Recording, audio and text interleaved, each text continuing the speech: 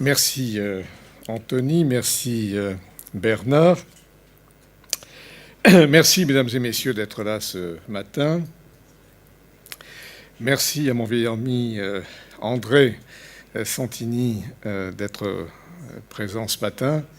Je sais quelles sont ses activités et qu'il vienne partager avec nous 1 ou 2 heures est quand même quelque chose de très amical et de très réconfortant. Alors, ce matin, je ferai un survol, bien sûr, parce que le Grand Paris, c'est quelque chose de très important. André, qui a été pendant quelques années le président de la Société du Grand Paris, qui réalise cet ouvrage majeur du métro automatique, en sait quelque chose. Je me suis demandé comment faire hier au soir, avant de partir pour la fête de la musique.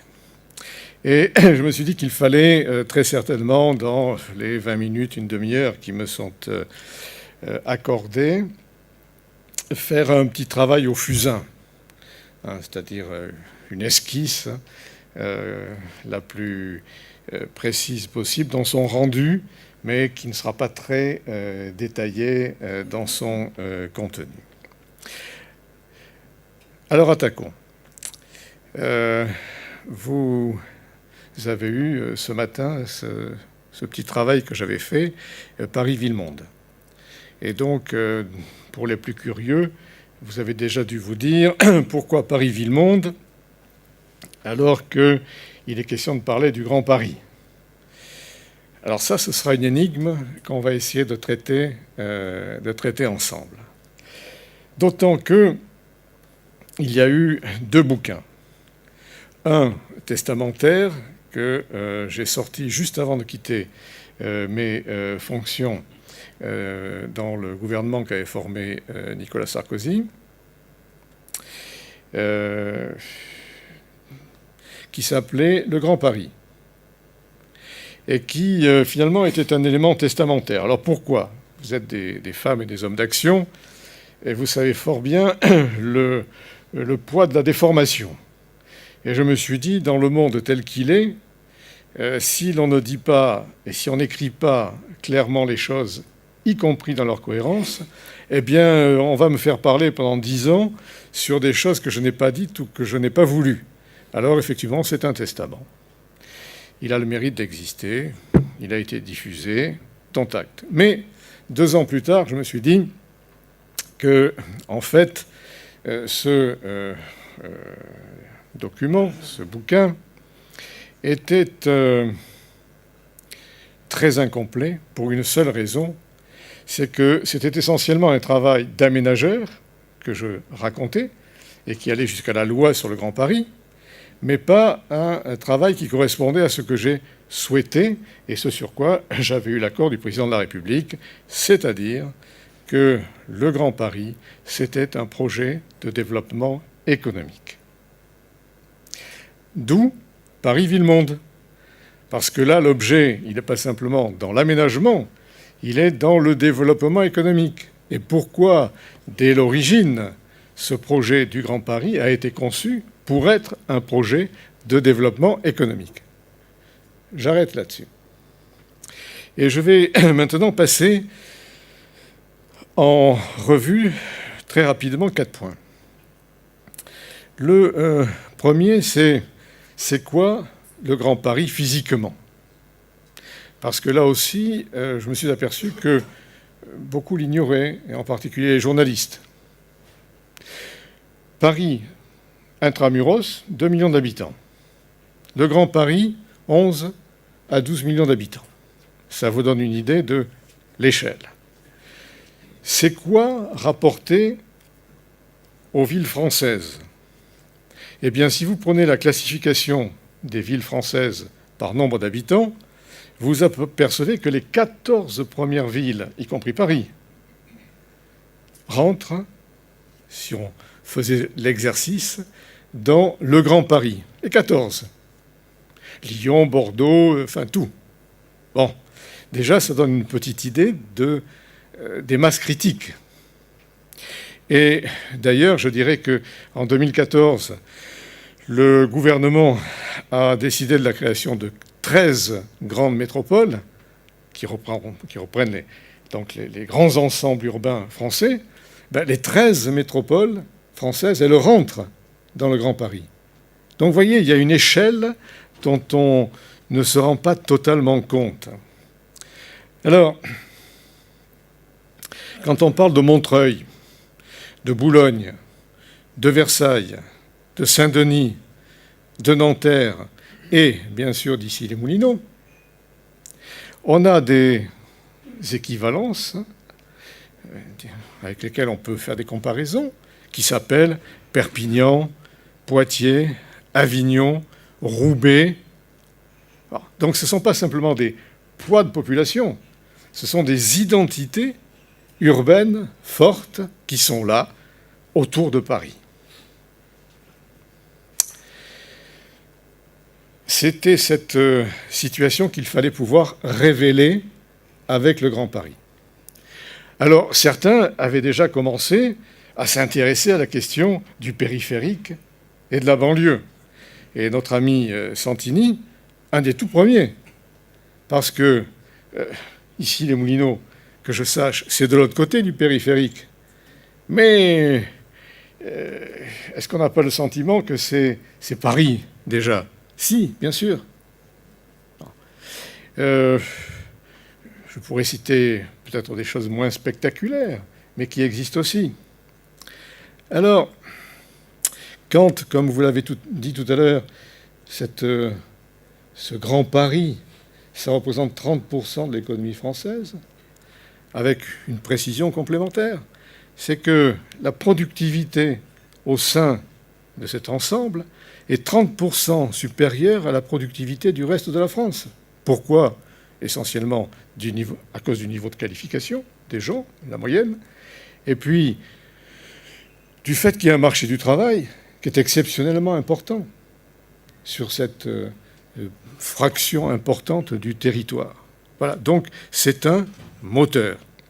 Et ce que je voudrais, pour finir tout à l'heure, c'est vous dire que le Grand Paris, Paris, ville-monde, c'est un moteur. Et un moteur puissant dont il faut prendre la compréhension pour pouvoir utiliser ce moteur au mieux, au plus fort pour la France. Je terminerai sur ce premier point en vous posant la question, est-ce que depuis 2 ou 3 ans, vous entendez parler de la banlieue ? Parce que moi, ça m'a frappé.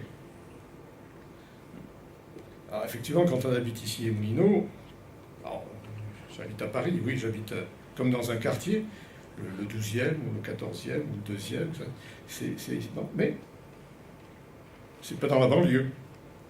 Eh bien, quand on part en vacances au camping de Mimizan et qu'on demande à quelqu'un où est-ce que vous habitez, à Paris ou en région parisienne. Bon. La banlieue a disparu. Mais c'est extraordinaire, parce qu'il n'y a pas eu de campagne de presse, rien, etc. Ça a disparu tout seul. Et effectivement, la banlieue, pendant des dizaines d'années, on parlait de la banlieue. Hein, c'était le lieu au banc. Bon, au port de Paris.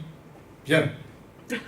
Donc, il y a déjà une première victoire qui s'est imposée d'elle-même, qui est qu'on ne parle plus de la banlieue. Cherchez dans les articles que vous verrez à ce sujet, sur le Grand Paris ou plus largement. Donc il s'est déjà passé quelque chose. Et là, je voudrais qu'on fasse une petite projection de trois photos. En voilà une. Donc c'est simplement pour vous montrer que, bien sûr, il y a une différence de tâche entre ceci et ceci, mais vue d'avion, on a une grande tâche urbaine qui s'appelle le Grand Paris. On passe à la deuxième, c'est plus instructif encore, parce que là on rentre, la deuxième, voilà. On rentre dans le Grand Paris.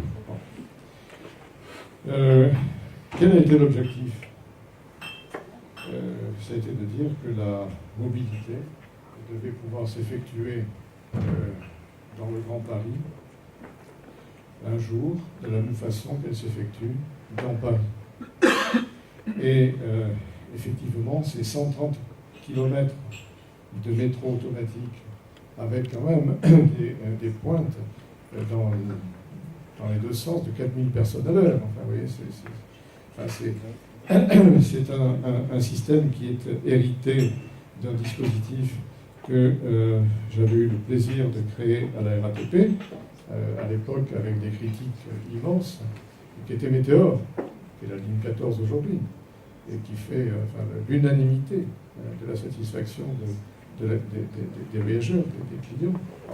C'est bien ce dispositif Météor que vous avez. Maison Blanche, c'est ça.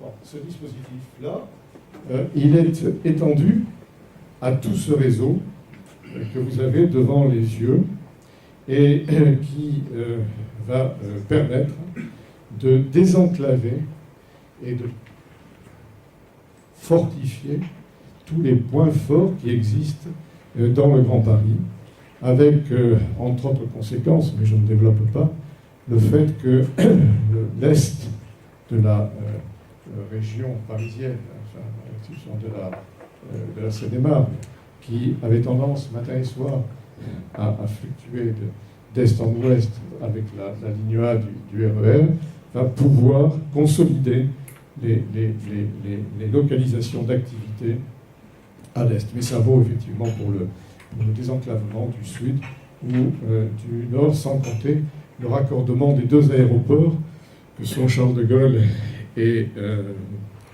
Orly au cœur de Paris, et d'ailleurs à tout Paris, parce que à partir de Charles de Gaulle, Orly, vous allez avoir un jour 3 possibilités de franchissement, un par le centre, un par l'est et un par l'ouest. Bon. Donc c'est un travail qui a été remarquablement fait par des ingénieurs qui travaillent avec moi. Mais le problème des ingénieurs, aussi brillants soient-ils, c'est qu'il faut leur donner des objectifs. Et ils les ont eus et ils ont fait un boulot formidable. Bien. Et ça, c'est inscrit dans la pérennité. Ça va coûter entre 30 et 50 milliards. C'est ça, entre 30 et 50 milliards. Oui, la bonne nouvelle que j'ai à vous annoncer, et je l'ai fait, ça il y a déjà plusieurs années, c'est que les Jeux Olympiques, ils auront lieu à Paris. C'est clair. Et puis pas en 2018, en 2014. Donc à ce moment-là, ça va apparaître, 24, ça va apparaître comme étant quelque chose de, je ne dirais pas de marginal, mais faisant partie d'un ensemble qui permettra à l'international, dans le monde, de remettre à un certain niveau l'image de notre pays. Bon, c'était le premier point. Le deuxième point, parce que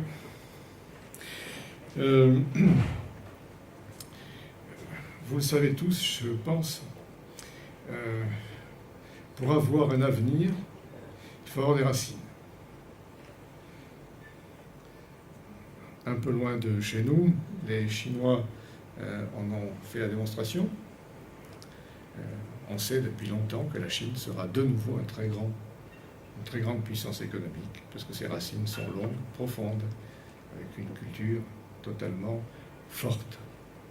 Incidemment, je peux vous annoncer aussi que, à moins d'être détruite entre-temps, l'Iran connaîtra quelque chose d'équivalent, pas comme la Chine, mais simplement parce que l'Iran, c'est la Perse avant d'être l'Iran, etc., etc.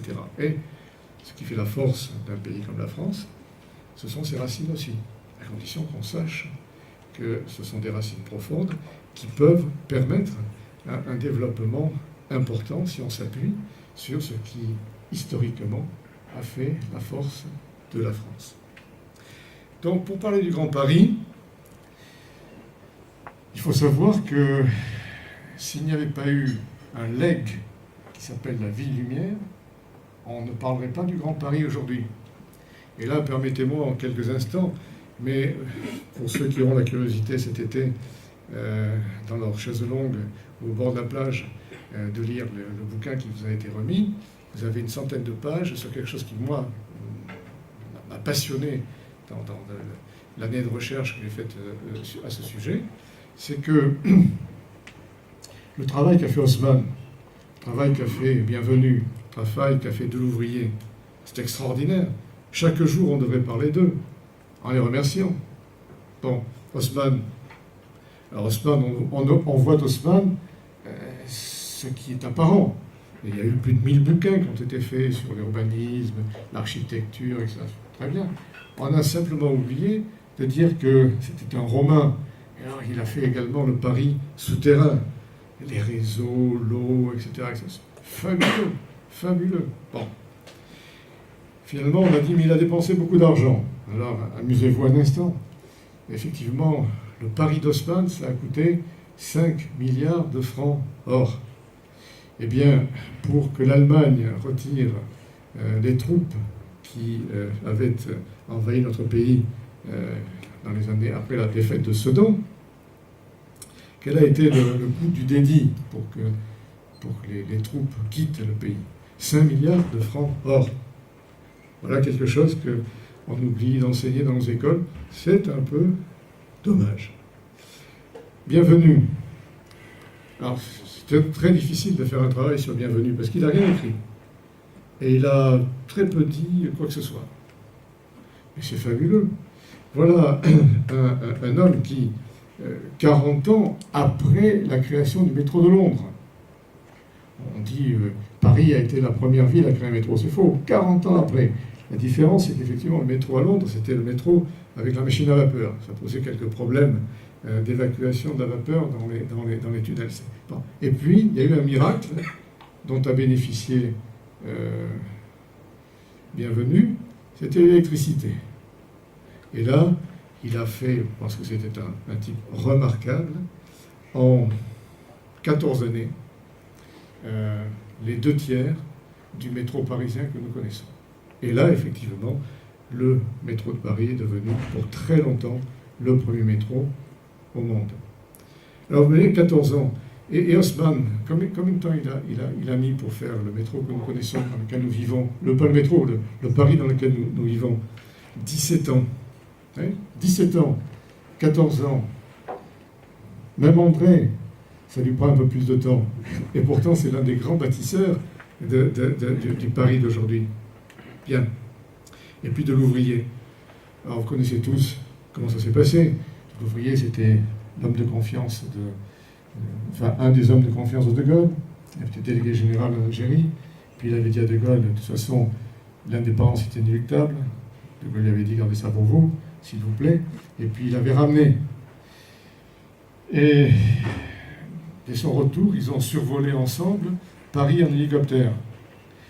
Et il y avait, c'est la strate de l'histoire, parce que ça avait beaucoup poussé entre Haussmann et cette époque-là, il y avait 5 à 6 millions de Parisiens qui vivaient dans des quasi-favelas. Et De Gaulle a dit à Delouvrier, vous allez me mettre un peu d'ordre dans ce bordel. Et c'est comme ça que ça a démarré, que les choses ont démarré, que Delouvrier a pris en main avec une fantastique détermination, tout ceci, et comment il a réussi, pas forcément les villes nouvelles. Les villes nouvelles, on saura d'ici 10 ou 20 ans si ça a réussi ou pas. Certaines commencent à avoir ont réussi, mais enfin disons c'est inégal, sauf que ce que l'on oublie, c'est qu'il a totalement reconstitué les noyaux existants sur la région parisienne, et il a fait effectivement ce district de la région parisienne. Alors, si on s'arrête un instant sur ce deuxième point, qu'est-ce que l'on constate? On constate que pour faire des grandes choses, il faut... Et alors, Delouvrier, 4 ans. Hein. Ouais, c'est pas une bêtise. Je ne voudrais pas dire de bêtises sur ces choses. Non, pardon, 7 ans. Delouvrier, 7 ans. Donc, 17 ans, 14 ans, 7 ans. Qu'est-ce qu'ils ont eu, tous ces hommes? Pas seuls, hein. On les cite. Mais enfin, c'était des équipes, c'était beaucoup de monde. On est un peu injuste avec Napoléon III, hein, par rapport à Haussmann. Le rôle de Napoléon III a été extrêmement important. Bon, c'est comme ça. D'abord, ils ont eu une vision. Je ne sais pas si vous avez remarqué, mais c'est un terme qu'on n'utilise plus depuis très longtemps dans notre pays. Et même encore récemment, je n'ai pas entendu le terme de vision. Vision. Pourquoi vision? Parce que c'est ça qui permet d'avoir une stratégie. Stratégie. Un mot peu utilisé. Et s'il y a une stratégie, eh bien, il y a une action. Parce qu'on peut décliner les actions dans une stratégie. Et puis, alors ça, on n'en parle pas du tout. Quand vous avez la vision, la stratégie, l'action, vous avez la rapidité. Or, c'est un facteur essentiel, encore plus aujourd'hui, semble-t-il, mais il a toujours été très important. La rapidité dans la réalisation. Mon troisième point,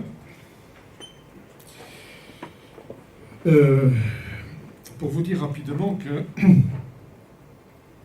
à la fin des Trente Glorieuses, donc de la période dont je vous parlais, quelle était la situation des États les uns par rapport aux autres? 18e siècle, 19e siècle, 20e siècle, les choses se passent en Europe et principalement dans une rivalité entre la Grande-Bretagne et, enfin, entre l'Angleterre, comme on disait, et la France. Bien. À la fin de cette période dite des Trente Glorieuses, quelle est la situation? Le PIB par tête des Français est égal au PIB par tête des Américains. Le PIB par tête des Français était supérieur à celui des Anglais, qui avaient morflé pendant la Deuxième Guerre mondiale, hein, quand même. Est-ce que vous savez quel était le différentiel? Parce que ça, je n'ai pas encore trouvé dans un bouquin d'économie un économiste qui a osé dire le chiffre. Je vous l'annonce tranquillement, plus 25%. Au début des années 80, le PIB par tête des Français était supérieur de 25% au PIB par tête des Anglais. Ça n'allait pas trop mal, quoi. Hein.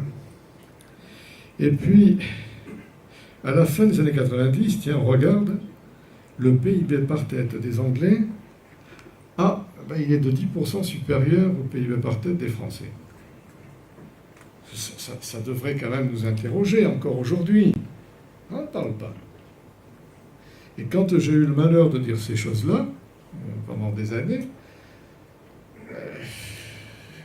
les économistes ne commentaient pas, et les autres n'avaient pas trop envie de commenter. Il s'est passé que le monde était en train de changer à toute vitesse, et qu'il y avait ceux qui comprenaient ce qui se passait, et puis ceux qui ne comprenaient pas. Alors en France, on était quand même bien. On était bien, donc. Alors quelle était la thématique publique à ce moment-là? C'était « il faut changer la vie ». Vous vous souvenez de ça pour quelques-uns d'entre vous? On va changer la vie. C'est magnifique, ça. C'est un beau slogan et c'est un bel objectif. Voilà. Et puis, dans le même temps, on constatait que, alors qu'on n'avait plus de chômage depuis très très longtemps, il commençait à y avoir du chômage. Alors là, comme on est intelligent, on s'est creusé la tête, intelligent et français. C'est-à-dire, on a, nous, des réponses à toutes les questions qui se posent. Hein. Qu'est-ce qu'on a fait? On a créé les 35 heures pour pouvoir mieux répartir le travail. Fabuleux. Chercher un pays, depuis d'ailleurs, qui se soit mis aux 35 heures dans le monde. Personne. Pas con. Mais nous, on s'est battu là-dessus. Et on l'a fait. Alors, et puis quand même, on a accompagné.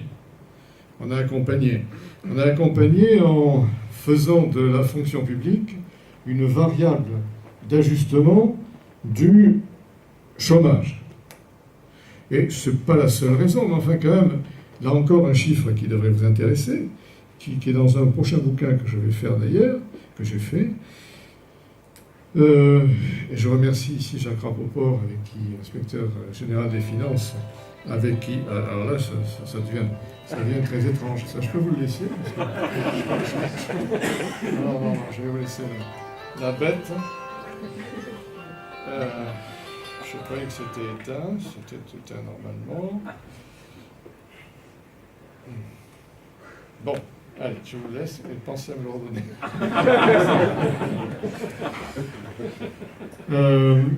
Oui, alors donc, je vous disais variable d'ajustement. À l'époque du général de Gaulle, pour ceux que ça intéresse, à un moment, on disait qu'on avait la meilleure administration au monde. Il y avait 2,5 millions de fonctionnaires. Aujourd'hui, on en a combien? 5,5. Alors, les périmètres ont un peu changé, etc. Enfin, quand même, c'est pas à la marge. Et effectivement, pendant des années, puis de ce point de vue, la décentralisation a bien été utilisée par beaucoup. On a ajusté à la hausse, de façon massive, la fonction publique. Quelle irresponsabilité! Enfin, c'est comme ça. Donc, nous, on rêvait, on inventait, et qu'est-ce qui se passait ailleurs? Il se passait ailleurs qu'on avait compris ce qui se passait, que l'effondrement du mur de Berlin, ce n'était pas simplement un problème européen, c'était un problème mondial, qui permettait à l'Asie de se libérer, qui permettait à la Chine en particulier de devenir progressivement une puissance organisée. Bon, la Grande-Bretagne, vous savez que la Grande-Bretagne avait un point fort comme Amsterdam, qui était ses salles de marché. Bon, la City. Bon. Grâce à l'apparition de nouvelles technologies, la City a accéléré la rotation des transactions, etc.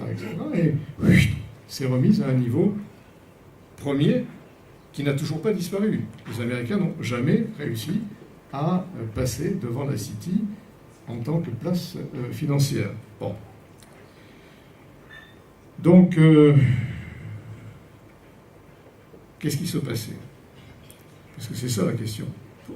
Qu'est-ce qui permettait que les choses se passent comme elles se passaient? Eh bien, tout d'abord, les processus de production dans les années 80 ont complètement changé. C'est-à-dire que, souvenez-vous, la valeur ajoutée, la valeur économique, elle se faisait dans les usines, avec des bureaux d'études et des systèmes commerciaux de vente. Et puis, ça ne s'est plus passé comme ça. C'est-à-dire que c'est sur l'amont et l'aval de l'acte de production qu'a commencé à se créer la valeur ajoutée.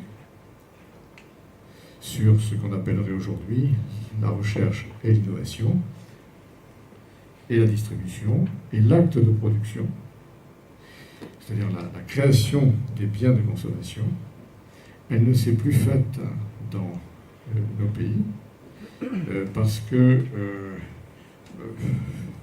toute façon, on avait une main-d'œuvre qui était trop chère, donc on a été dans des pays où la main-d'œuvre manufacturière était moins élevée, soit les pays de l'Est en Europe, soit surtout l'Asie, la Chine. Donc la production ne s'est plus du tout réalisée là où elle se faisait jusqu'à présent. Et de plus en plus, elle s'est faite sur l'amont. L'amont, c'est-à-dire effectivement la recherche et l'innovation. Et ça nous est passé largement au-dessus de la tête. Alors là, même aujourd'hui, expliquer ça est difficile. Alors que l'évidence crève les yeux. André Santini sait que quand j'étais député, j'ai fait une proposition de loi sur l'innovation. Même au sein du groupe auquel on participait tous les deux, cette volonté que j'avais trouvait des réticences. C'est quoi l'innovation? C'est pas très longtemps, il y a 15 ans. C'est quoi l'innovation? Ça paraît incroyable aujourd'hui à raconter. Heureusement qu'André est là, parce que sinon vous me diriez, mais qu'est-ce qu'il raconte? Je vous promets, ça fait même pas 15 ans, ça fait 12 ans. Voilà. Et il se trouve qu'effectivement, l'acte de production les processus de production ont complètement changé. Et qu'est-ce qui s'est passé? C'est que l'usine, elle a été remplacée par quelque chose qu'on appelle les clusters.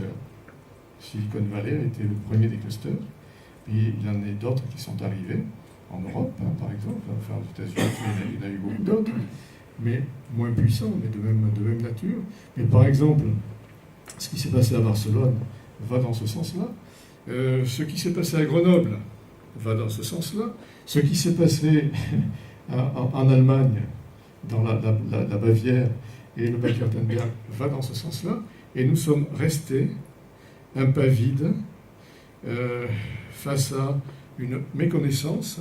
Alors, je ne parle pas des syndicats, c'est évident, mais je parle même du patronat, hein, qui d'ailleurs très souvent préférait aller créer des entreprises à l'étranger que d'essayer de réaliser les mêmes choses ici en France. Donc, les clusters ont été les nouveaux moteurs de cette économie des années 80 à aujourd'hui. Là, il me faut quand même maintenant accélérer pour terminer sur Paris-Villemont. Parce que, je vous parlais d'énigmes, je dois vous dire qu'il y a 15 années, j'étais un peu désespéré. Et que c'est l'une des raisons pour lesquelles je suis venu en politique, pour essayer d'expliquer ça, sans succès. Sans succès, c'est clair. Bon. Quand Sarkozy m'a proposé, parce qu'on avait eu effectivement une première expérience lorsqu'il était ministre des Affaires économiques sur la création des pôles de compétitivité dont vous parliez, je me suis aperçu qu'il pigeait ces trucs-là. Il ne pouvait pas très bien les conceptualiser, mais il les pigeait. Et quand il m'a proposé d'entrer au gouvernement, ce qui m'intéressait a priori pas, hein, ça a été pour me dire, mais on a parlé ensemble du Grand Paris, tu y vas et tu le fais. Je dis ok, mais aux conditions de l'ouvrier. Vous savez, de l'ouvrier avait posé une condition à De Gaulle qui était je veux pouvoir avoir accès en permanence à votre bureau, parce que de toute façon tout le monde sera contre. Et effectivement, il a eu Debré,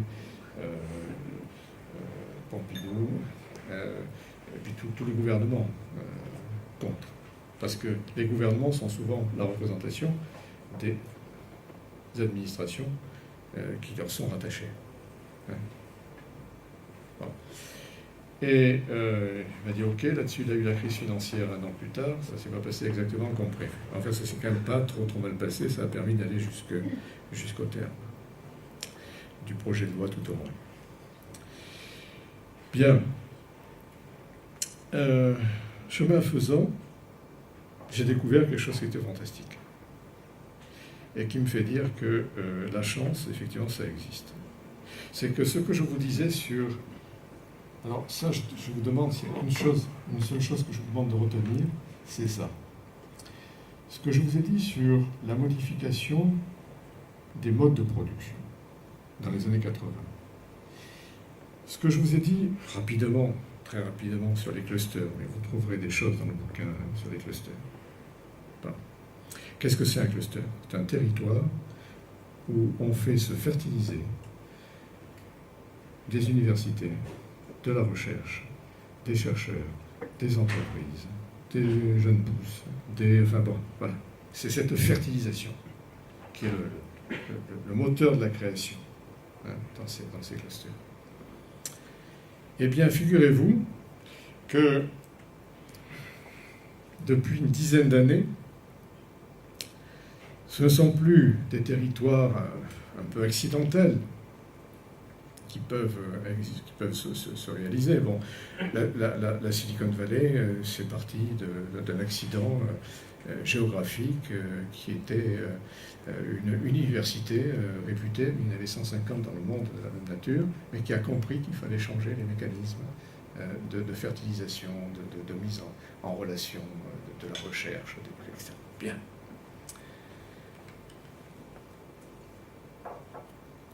Il se trouve que la ville devient le lieu de la création et de ce nouveau mode de production qui est simplement la matière grise.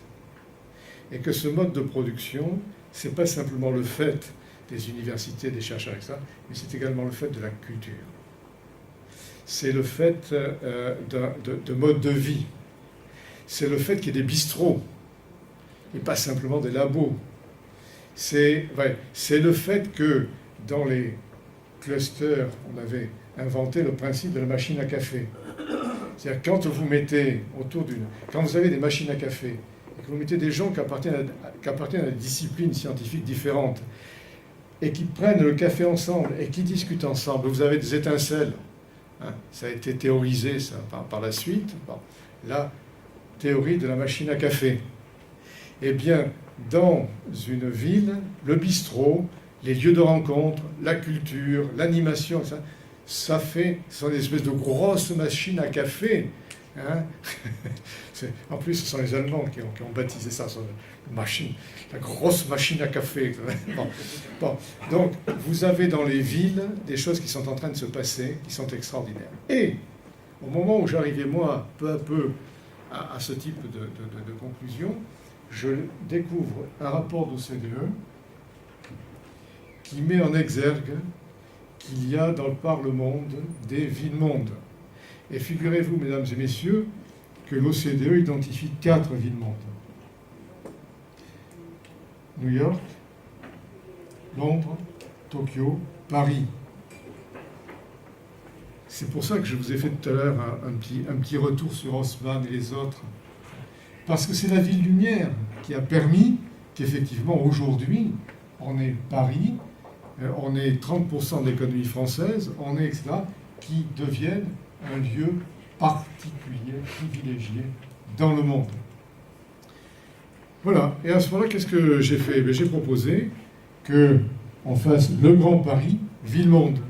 Je me souviens que la première fois que j'ai parlé de ça en Conseil des ministres, hormis le président de la République qui était au courant, parce qu'on avait pas mal parlé ensemble, mes chers amis autour de la table, ils m'ont regardé en disant Christian, il a pété un câble. Ça voulait rien dire. Bon. Or, ça veut dire quelque chose. Et on s'en aperçoit maintenant chaque jour davantage. Et le Grand Paris a été conçu dans une optique qui est celle d'être effectivement une ville-monde renforcée, compétitive. Bon. Mexico ne sera jamais une ville-monde. Pourtant, Mexico, c'est 30 à 40 millions d'habitants. Shanghai a des difficultés, malgré son poids économique et son développement, à être une ville-monde. Shanghai va être une puissante ville-monde dans quelque temps, quand ses racines auront suffisamment poussé pour retrouver les racines d'antan. Pour l'instant, ça n'est pas dans la classification. Paris fait partie de ces villes-mondes. Donc, c'est une chance fabuleuse, alors que nous avons raté 30 années grâce à notre caste dirigeante. Parce que, chers amis, il ne faut pas simplement accuser la classe dirigeante, la politique. Il faut incriminer la caste dirigeante hexagonale française. Pendant très longtemps, on n'a rien compris. Bon, ça fait rien. On a de la chance. Ça compte beaucoup, la chance. Et effectivement, on a cette ville particulière qui est Paris, ville-monde. Alors, et maintenant, je sais qu'il faut que j'arrête. Ces villes-mondes, elles ont un avantage fabuleux. Et pour moi, qui suis un ancien de l'aérien, créateur du hub de Charles de Gaulle, c'est que ces villes-mondes, elles fonctionnent comme des hubs mondiaux, en articulation et en résonance. Donc, on aurait tort de s'en priver. Bon. Mais là aussi, je reprends ce que je disais tout à l'heure, des projets de cette nature, hier, et encore plus aujourd'hui, parce qu'on en est au début. Hein. Il va falloir de la vision, de la stratégie, de la rapidité, de l'action et de la rapidité. Et ça, c'est l'enjeu des temps à venir. Alors je vais juste terminer par la quatrième ou la cinquième photo. Non, encore? Non? Il n'y en a pas une avec les clusters? Oui, ça a été appelé hubs internationaux. Ce n'est pas forcément ce que j'aurais fait moi-même. Mais vous voyez, la chance, c'est que, alors que à Londres, vous avez la City, vous avez un travail très important depuis une dizaine d'années pour la création d'un cluster sur les biotech. Ici, nous avons des pépites incroyables. Vous avez Saclay, le plateau de Saclay, qui peut être en matière de physique, de médecine, un des hauts lieux mondiaux, un cluster exceptionnel, exceptionnel. C'est parti, hein. Alors là, c'est parti. Moins vite que je le souhaiterais, mais c'est parti. Vous avez ici, le problème c'est que je n'y vois rien du tout. Vous avez entre, disons, Paris et Orly, autour de Villejuif, à partir de Marie Curie jusqu'à Orly, quelque chose qui est fabuleux dans le domaine de la médecine et des biotech. Fabuleux. Mais ça a des difficultés à se mettre en mouvement. Et quelque part, c'est la partie articulée sur le plateau de Saclay qui va le plus vite. Enfin, c'est pas possible. On a là des hôpitaux, des centres de recherche exceptionnels. Il faut booster ça. Quand je parle de vision, il faut avoir la vision de ce qu'on peut en faire. Et il y a tout pour le faire rapidement. C'est un problème d'intelligence. Ensuite, vous avez quelque chose qui est également considérable, c'est sur Saint-Denis. Sur Saint-Denis, vous avez 80 ethnies. Ah, pardon. 80 ethnies. Cette diversité, ça a donné un foisonnement culturel incroyable. Et d'ailleurs, celui qui m'avait alerté là-dessus, c'est Besson, le cinéaste, qui a fait la cité du cinéma d'ailleurs, dans cette fraction du territoire. Du cinéma au chant, en passant par une partie du numérique, au luxe, Hermès, ces installations qui sont là. Un jour, je demandais au patron d'Hermès, un type fantastique qui est mort aujourd'hui, mais pourquoi est-ce que vous restez là sur Saint-Denis? Mais ça date d'il y a un certain temps. Et il m'a dit, mais pour une raison très simple, c'est que nous avons découvert là une communauté marocaine ce sont les meilleurs dans le traitement du cuir, dans le travail du cuir. J'étais impressionné et je me suis cru malin en me disant, mais oui, mais enfin ça passe. C'est bon pour une génération, mais et après, vous avez mis vos installations, tout ça. Et là, il m'a regardé très amusé en disant, mais on n'est quand même pas des enfants de cœur, on a des centres de formation pour que les anciens transmettent aux jeunes. Et donc, on n'a aucun souci pour l'avenir. Bravo. Voilà. Donc, il y a là une densité de savoir-faire exceptionnelle. En plus, avec un type qui a fait un boulot formidable, qui est Brauzek, un ancien collègue communiste, qui d'ailleurs est au Parti communiste aujourd'hui, qui a fait un boulot, il a compris tout ça, et il a fait un boulot fantastique. On a l'équivalent de ce qui existe à Montréal en quelques années. Bon. Il y a encore 2 ou 3 autres clusters possibles. Ça veut dire qu'on a une richesse en potentiel dans ce grand Paris, dans ce Paris-Ville-Monde, qui ne demande qu'à être traité, qu'à être exploité. Voilà, je terminerai là-dessus et maintenant répondrai à vos questions. Je pense que vous devez en avoir plusieurs. Voilà, qui veut commencer? Bravo. Oui, je vais vers vous.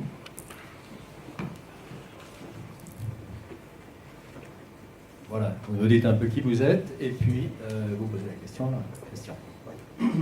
Bonjour, Sylvain Jacquefel, je suis dans le monde de l'emballage. Et en fait, je voulais vous poser la question sur les Jeux Olympiques. Et donc, en quoi, si Paris 2024 réussit à être nommé, en quoi ça va accélérer les actions dont vous parliez pour le Grand Paris. Merci.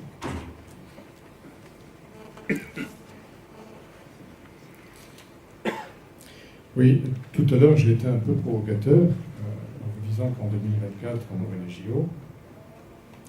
Mais je le crois depuis une bonne dizaine d'années. Et j'ai eu un interlocuteur sur ces questions qui est Guy Delutte, qui est membre du comité olympique international et qui n'est pas simplement un grand champion de course de haie, mais qui est un homme qui réfléchit. Et il m'avait rappelé qu'en 24, nous serions sur le centenaire des JO de Paris. Et que dans la culture du CIO, cela compterait très fort si tout au moins la France n'était pas une puissance qui se déclassait. Comme ce n'était pas mon hypothèse, j'ai pensé qu'effectivement on pouvait être assez affirmatif à ce sujet. C'est pour ça que j'ai suivi toujours avec amusement les hésitations des uns et des autres. La dernière en date a été Madame Hidalgo, qui est maintenant très forcenée sur les JO. Enfin, je me souviens de ses positions d'il y a 2 ou 3 ans. Enfin, il y a eu beaucoup quand même. Alors, votre question, c'était qu'est-ce que ça va nous apporter? Eh bien, je crois que devant vous, je pense que ça a du sens de dire cela, la question de la marque est une question principale.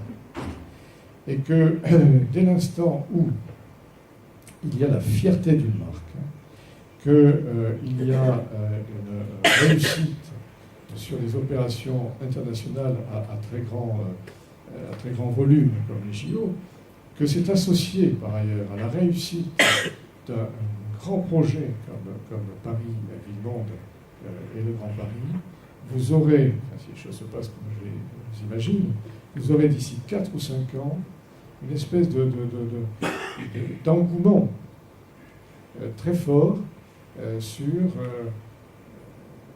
la production française en général. Et toutes les formes d'entreprises qui existeront à ce moment-là, depuis les plus avancées dans des domaines technologiques, numériques et autres, et on assiste actuellement à un début d'éclosion relativement important, jusqu'à des activités de service, vous aurez quelque chose de très fort. Alors, je voudrais simplement attirer votre attention sur quelque chose dont je n'ai pas du tout parlé, mais vous trouverez ça dans le bouquin, qui est le secteur de Roissy-Charles de Gaulle.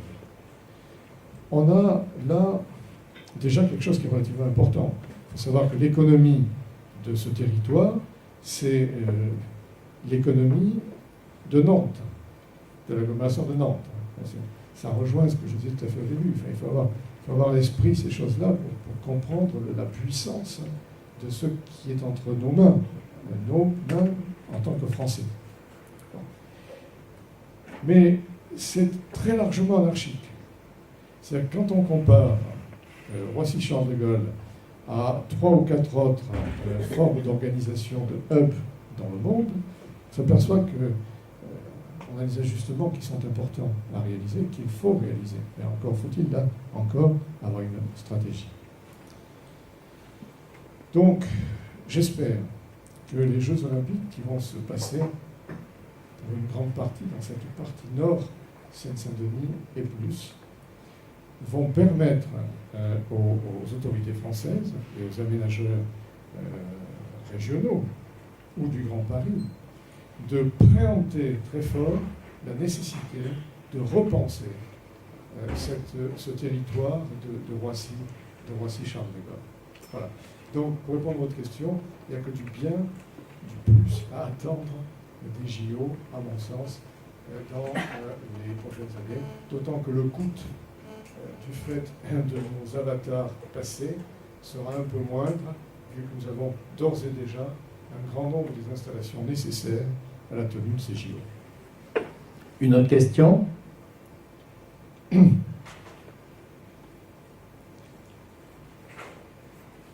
Je vous ai vu, mais comme vous êtes devant... Merci. Monsieur le ministre, Denis Martin, Club Telvi, vous avez mené des négociations difficiles, SNCF, RATP. Quels conseils pourriez-vous donner au gouvernement pour négocier la réforme du droit du travail, s'il vous plaît?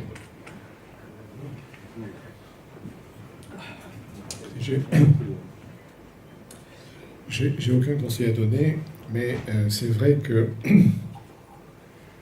Jacques Rapoport, ici présent, qui a eu des fonctions importantes, il a commencé sa carrière à la RATP avant de devenir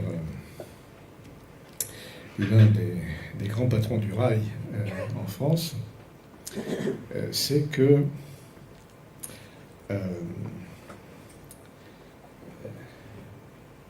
il y a un traitement particulier des problèmes sociaux qui consiste à faire appel à l'intelligence, non seulement des dirigeants qu'on a en face de soi, mais qui le plus souvent sont tenus par l'histoire, les atavismes dans tous les coins. Hein. Bien expliquer aux gens. Et de ce point de vue, le benchmark est quelque chose qui est très utile. Il faut expliquer qu'on n'est pas plus bête que des Belges, quoi qu'on en pense, quoi qu'en pensent les Belges, que les Scandinaves ne sont pas forcément des gens qui sont asociaux, ça se saurait, etc. Enfin, je crois qu'il faut parler non seulement au cœur, mais à la raison. Voilà. Et puis, une fois qu'on a expliqué, ne pas chercher l'originalité. Dans un premier temps, faire déjà aussi bien que les autres. Alors on va vous dire, mais il y a des spécificités, les Allemands, c'est pas des Français, enfin c'est vrai, tout ça est vrai. Bon. Pour autant, le fait qu'un fonctionnaire allemand travaille 42 heures par semaine, c'est pas parce qu'il a un amour modéré du travail, c'est parce qu'on estime que, voilà, tout le monde, y compris les travailleurs allemands. Bon. Donc je pense qu'il faut expliquer les choses, mais ne pas passer 100 ans pour expliquer les choses aux interlocuteurs structurels que l'on a, qui quelque part expriment depuis des dizaines d'années simplement des corporatismes. Bon. Une fois qu'on a expliqué, on fait. Et puis ensuite, on tient. Voilà. Et on fait confiance aux gens que vos interlocuteurs sont censés représenter pour dire, bon, ça suffit comme ça, ou enfin, voilà. Je me souviens quand on était à la RATP, on n'a pas eu beaucoup de grèves. Alors qu'on sortait, quand je suis arrivé à la RATP, on sortait de 3 mois de grève. D'ailleurs, c'est pour ça qu'on m'a demandé gentiment de m'en occuper. C'est parce qu'on ne savait plus quoi faire. Hein. Voilà. 3 mois de grève. Vous vous rendez compte, au cœur de Paris, ça ne vous dit plus rien, tout ça. Mais d'ailleurs, je suis en train d'écrire tout ça. C'est effectivement intéressant. Ça. Bon. Et puis, finalement, sur les 4 années où on a bouleversé, on a fait ce qu'on a appelé là-bas le Big Bang. Encore aujourd'hui, ça s'appelle comme ça. Ça a été les 4 années du Big Bang. On a fait appel à l'intelligence et à la responsabilité des gens. Et on a totalement gagné. Je vous disais que je me souvenais d'un papier de Faujas, c'était à la une du Monde, qui était encore une grève pour rien à la RATP. Bon, oui, parce qu'effectivement, une fois qu'on a expliqué pourquoi il faut faire quelque chose et qu'on le fait, on ne revient pas en arrière. Voilà. Donc effectivement, voilà. C'est à la fois de la compréhension et de la fermeté. Mais au nom du service public, en l'occurrence, et des citoyens. On ne fait pas des petits trucs comme ça. Alors, est-ce que c'est ça qui va se passer? J'en sais rien du tout. Je l'espère. Je l'espère. Bon, ça va. On aura effectivement des milliers de personnes dans la rue, toujours les mêmes d'ailleurs. Mais le problème, c'est de savoir parler aux autres aussi. Et puis, il faut faire les ajustements nécessaires. Il y avait 2 autres questions. J'arrive.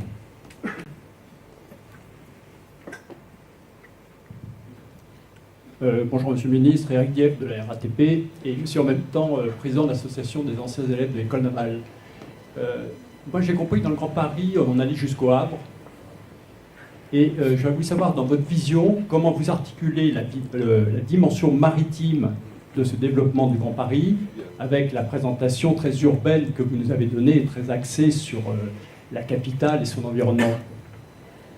Vous avez entièrement raison, et c'est le problème de ce type de présentation. C'est que plein de choses qu'on devrait dire et qu'on n'arrive pas à la jeter. J'avais un filet de sécurité, c'est le bouquin. Alors je sais bien que les bouquins, ça ne se lit pas. Enfin, à ce moment-là, tant pis. Mais voilà, effectivement, vous avez raison. Une ville-monde, c'est une ville qui est articulée sur le monde. Bon, je vous ai parlé tout à l'heure des aéroports. On a effectivement une véritable puissance. La porte d'entrée aérienne de la France, elle se fait sur Roissy-Charles de Gaulle. Elle se fait accessoirement en point à point sur un certain nombre d'autres agglomérations françaises. Mais enfin, c'est pas l'essentiel, loin s'en faut. Et il nous faut un port. Et la difficulté de Paris, c'est qu'effectivement, la Seine a des méandres et qu'il faut du temps. Bon. Alors, dans un premier temps, on peut répondre à cette question en articulant le Havre sur Paris par le chemin de fer. Et là, ça renvoie à un problème de priorité pour la SNCF et donc pour l'État. Bon. Je me suis fait raconter à plusieurs reprises que, à partir du port en eau profonde du Havre, le système de transfert sur wagons permettant d'aller sur Paris n'était pas au point, mais depuis des années et des années. Donc on pourrait déjà faire un effort très important sur un relais entre Le Havre et Paris par chemin de fer. C'est d'ailleurs l'une des raisons qui m'avait amené à proposer, mais vous savez, il faudrait rester 15 ans à ce moment-là, mais c'est pas marrant. Enfin, on pense que ceux qui vont venir après sauront faire le job aussi. Hein. Mais j'avais proposé que l'on double la ligne Paris-Londres, en passant par Rouen et en remontant le long de la côte. C'est à peu près la même distance. Bon. Mais ça nécessitait aussi, ça aurait été bien, de considérer que la gare du Nord n'avait plus grand-chose à faire au cœur de Paris. Et qu'effectivement, avoir la gare du Nord en Seine-Saint-Denis, dans un endroit très, très, très précis qui avait été identifié, ce serait plus intéressant à la fois pour l'oxygénation de la région parisienne, mais également pour la création de cette ligne. Alors vous allez me dire, mais Rouen, c'est pas le Havre. C'est vrai. Mais dès l'instant où vous doublez la ligne et que vous faites que vous affectez à l'infrastructure des coûts qui sont relativement importants, aller jusqu'au Havre devient quelque chose de raisonnable. Bien, je ne vais pas rentrer dans les détails, la SNCF n'en a pas voulu, et l'État n'a pas montré un empressement considérable. On verra. Bon. Okay. Manque de vision. Bon. Alors ensuite, il y a le problème maritime lui-même. Et là, la pente sur laquelle on est depuis un grand nombre d'années, et M. Borloo, ancien maire de Valenciennes, a beaucoup contribué à ce que ce projet avance, c'est l'articulation sur les grands ports du Nord, entre Paris et les grands ports du Nord. Je dois vous dire que moi, ça m'embête. Je veux bien qu'il y en ait un jour, qu'il y ait un tel raccordement, mais le fait que Paris, le Grand Paris, soit desservi en tant que porte maritime par Anvers, quelque chose qui m'embête. Je préférerais quand même qu'il y en ait deux, Anvers peut-être, mais qui est Le Havre prioritairement. Ça, c'est un chantier qui n'est pas ouvert, mais c'est ce qui m'avait amené, effectivement, à proposer que dans le Grand Paris, Le Havre soit articulé sur Paris. Et dans le bouquin, là, vous verrez, rapidement, mais enfin, je décris un peu les choses. Peut-être une dernière question pour respecter notre timing de 10 heures. Vous aviez une question. Bonjour Monsieur le Ministre, Thierry Adeny, manager de transformation digitale. Je suis toulousain. Donc Toulouse est aujourd'hui très fier de participer cette semaine au travers du Salon du Bourget à une grande part pour la fierté parisienne et la fierté française. Mais en continuité, on souffre beaucoup en province du tout est à Paris. Je caricature, mais c'est l'esprit. Comment le Grand Paris va aider à la valorisation de la province? Et pas que toulousain. Écoutez, c'est bien qu'on termine là-dessus. Parce que vous êtes toulousain et moi je suis bordelais. Donc, je me suis toujours senti provincial. Bon. Et effectivement, à la tête d'un projet tendant à valoriser considérablement ce moteur pour la France.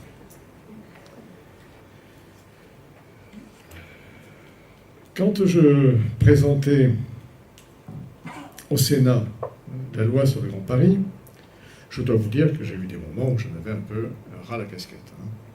Parce que entre la droite qui s'en foutait, en gros, bon, on soutenait parce que c'était un projet du gouvernement.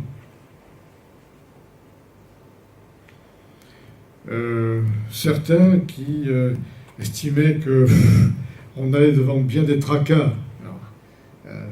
Président du Sénat, notre excellent ami, il faudrait peut-être reporter ça de 8 mois. Je dis, dans 8 mois, ça ne passera jamais. Donc, non, c'est tout de suite. Hein. Ça va faire un peu plus de travail pour toi, mais on y va. Bon. Ok. La droite s'en foutait. La gauche était contre. Pourquoi? Simplement parce que c'était un projet de droite. Puisque Sarkozy était à droite. Bon. Le président de la région, ce cher Jean-Paul Huchon, que j'avais bien connu à une certaine époque, nous étions dans le petit club de Michel Rocard. À l'époque, je trouvais qu'il était intelligent. Je l'ai trouvé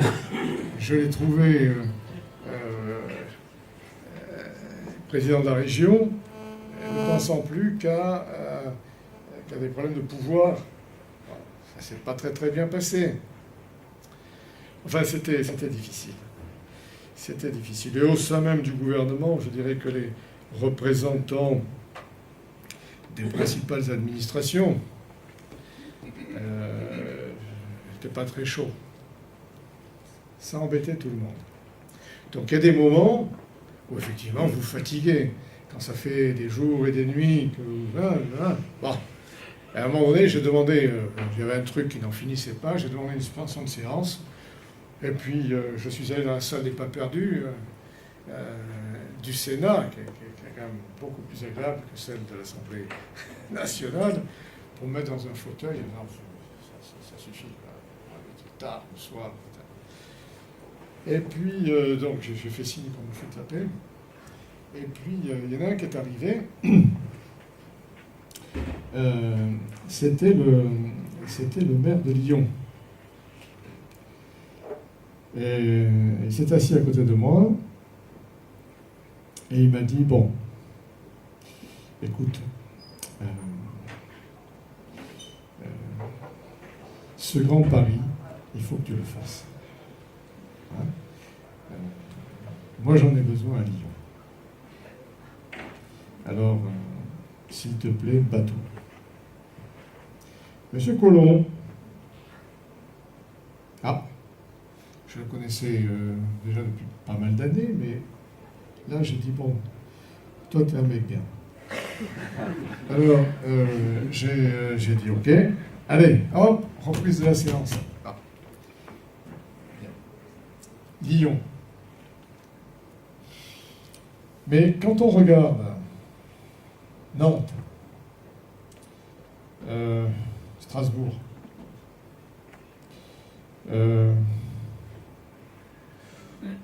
accessoirement Bordeaux et Lyon, Bordeaux et Toulouse,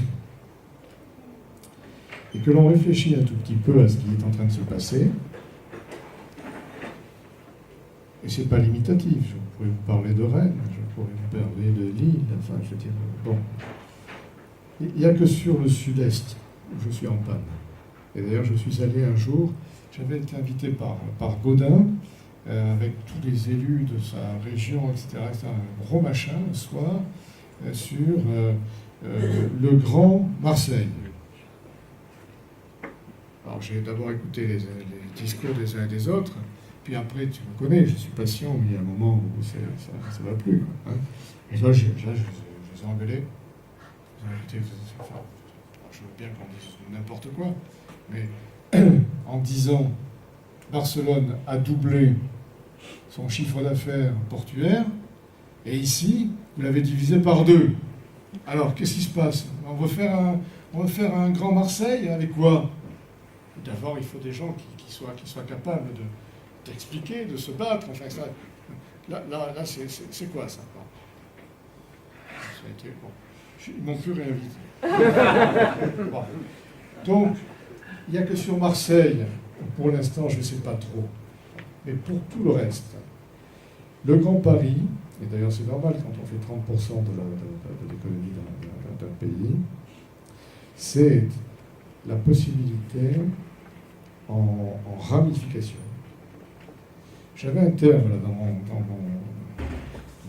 dans mon papier, mais que j'ai marqué hier soir, enfin, mais c'était ça. C'est une... Ça vaut la peine de le retrouver si je peux, parce que ça correspond très exactement. Vous savez, il n'y a pas que vous qui avez été touché par la fête de la musique. Hein.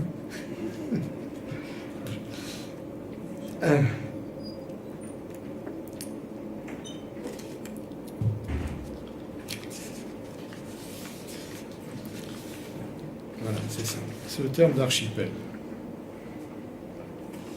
Je crois beaucoup que le développement de Paris-Ville-Monde, les choses étant ce qu'elles sont et ce qu'elles peuvent être, permettra un développement en archipel de la totalité de la France.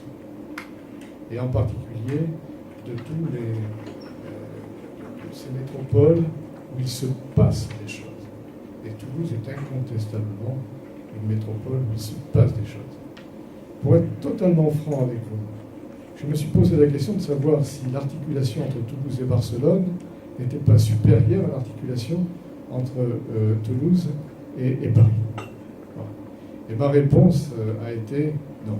Elle est d'abord entre Paris et Toulouse, et ce sera un plus pour Toulouse d'avoir Barcelone. Voilà. Écoutez, j'espère que je vous ai passé quelques messages, vous allez y réfléchir, éventuellement sur la plage ou à l'ombre des arbres, que vous aurez la possibilité de feuilleter un peu tout ceci. Je crois que c'est un grand sujet. Je crois que de toutes les choses que j'ai faites dans ma vie, je pense que le Grand Paris est probablement ce qui compte le plus à mes yeux, parce que c'est une chance. C'est une chance que l'on peut construire tous ensemble avec la nouvelle génération et pour la nouvelle génération. Mais il faudra pour cela que chacun d'entre vous se donne une vision et collectivement participe à des stratégies, quels que soient les jobs que vous effectuez les uns et les autres, que vous pensiez que l'action, c'est pas simplement la rentabilité à court terme, et que vous soyez très au fait, et ça je crois que dans les temps actuels c'est quelque chose dont tout le monde est conscient, de la nécessaire rapidité. Mais vous irez d'autant plus vite en allant droit qu'en tournant en rond, même si vous accélérez en tournant en rond. Donc, je vous demande d'avoir une vision juste de ce qui est important et de ce qui est un tout petit peu moins. Voilà. Un grand merci à Christian Blanc. Et